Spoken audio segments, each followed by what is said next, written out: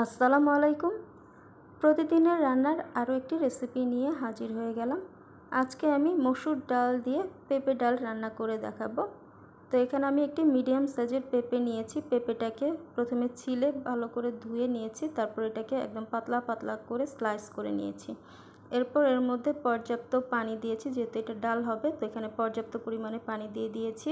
এখন এটাকে চুলায় বসিয়ে দিলাম। তো এর মধ্যে পরিমাণ মতো লবণ দিয়ে দিয়েছি। এবার এটা বলক আসা পর্যন্ত অপেক্ষা করব। আর এই যে এদিকে আমি প্রায় হাফ কাপের মতো মসুর ডাল ভালো করে ধুয়ে পানি ঝরিয়ে নিয়েছি। আর এইদিকে আমার ডালটাতে বলক চলে এসেছে। তো এই পর্যায়ে আমি এর মধ্যে সামান্য একটু হলুদ গুঁড়া দিয়ে দিলাম, আর দিয়ে দিচ্ছি এখানে পেঁয়াজ কুচি। এখানে আমি একটি মিডিয়াম সাইজের পেঁয়াজ কুচি করে রেখেছিলাম, তো সেটা দিয়ে দিলাম। আর সাথে আদা রসুন বাটা দিয়েছি হাফ চামচের মতো। এবার সব কিছু খুব ভালো করে একটু নেড়েচেড়ে মিশিয়ে দিলাম। তো এবার পানিটা শুকানো পর্যন্ত আরও কিছু সময় অপেক্ষা করব। তো এই যে এখানে পানিটা কিন্তু বেশ খানিকটা শুকিয়ে এসেছে। তো এই পর্যায়ে আমি এর মধ্যে ডালটা দিয়ে দিচ্ছি। আর ডালটাকে আমি আগেই ধুয়ে পানি ঝরিয়ে রেখেছিলাম। তো এর মধ্যে আমি একটা তেজপাতা ছিঁড়ে দিয়ে দিলাম। দিয়ে এবার এটাকে খুব ভালো করে একটু নেড়েচেড়ে মিশিয়ে দিচ্ছি। আর এদিকে কিন্তু আমার পেঁপেটা কিন্তু প্রায় আধা সেদ্ধ হয়ে গেছে। তো এখন ডাল আর পেঁপেটাও সেদ্ধ করে নিব। তো এই যে এখানে আমার পেঁপে ডাল সব কিছু কিন্তু খুব ভালো করে সেদ্ধ হয়ে গেছে।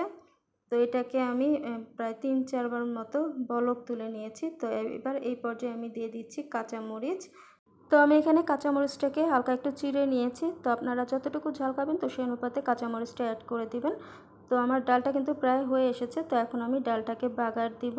এই জন্য আমি চুলায় একটা প্যান বসিয়ে দিয়েছি, আর তাতে আমি 2টি শুকনো মরিচ কেটে দিয়ে দিলাম। এবার শুকনো মরিচটাকে হালকা একটু ভেজে নিতে হবে। তো শুকনো মরিচের কালারটা যখন চেঞ্জ হয়ে আসবে তখন আমি এর মধ্যে রসুন কুচি দিয়ে দিব। আর আমি এখানে একটি মিডিয়াম সাইজের রসুন কুচি করে নিয়েছি। তো এবার রসুনটাকে লাল করে ভেজে নিব। তো যেখানে আমার ফোড়নটা তৈরি হয়ে গেছে, তো এখন আমি ডালের মধ্যে দিয়ে দিলাম। দিয়ে এবার একটু নেড়ে চেড়ে নিলাম। তো এই যে আমার ডালটা কিন্তু প্রায় হয়ে এসেছে। তো এটাকে আমি একটা বলক দিয়ে নিব। তো এই যে এই পর্যায়ে কিন্তু ডালটাতে বলক চলে এসেছে। তো ডালটা কিন্তু আমার হয়ে গেছে। এর থেকে আর ডালটাকে আমি শুকাবো না, কারণ পেঁপে ডালটা একটু ঝোল ঝোল খেতেই ভালো লাগে।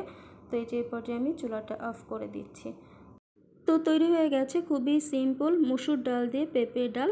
আর এই ডাল দিয়ে গরম গরম ভাত, রুটি, পরোটার সাথে খেতে ভীষণ ভালো লাগে। আর এই পেঁপে ডাল কিন্তু আমাদের পেট ঠান্ডা রাখে।